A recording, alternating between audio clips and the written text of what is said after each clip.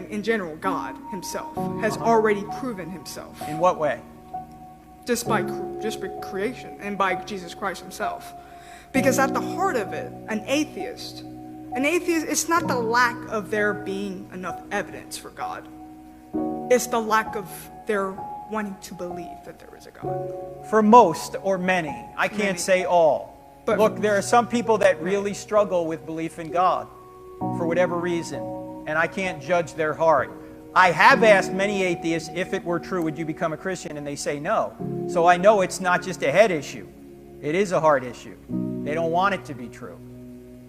But look, God gives us, it's been put this way, God gives us enough evidence to help us know, beyond a reasonable doubt, not beyond all doubt, that Christianity is true. But he's left us enough ambiguity to allow us to go our own way if we want to. You can go your own way away from God because that's what a loving being does. In fact, Søren Kierkegaard gave a great illustration of this. He was a Danish philosopher, lived in the 1800s.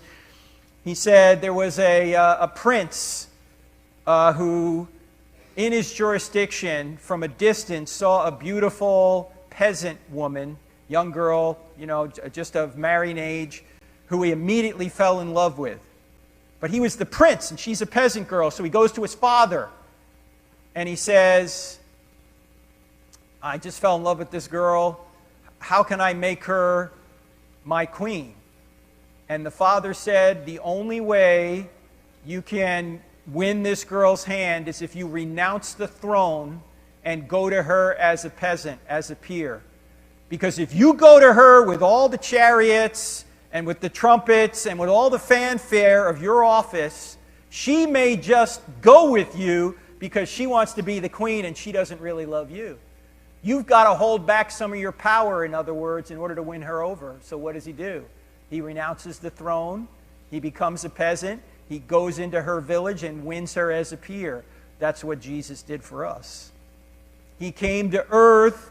He gave up the qualities in his human nature of being God, Philippians chapter 2, and he became a servant to the point where he sacrificed himself to win us to him.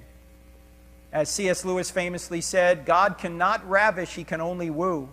He can only give you so much evidence to allow you to make your own free choice, but he is not going to overpower you with his presence, because if he did, you wouldn't have the ability to say no.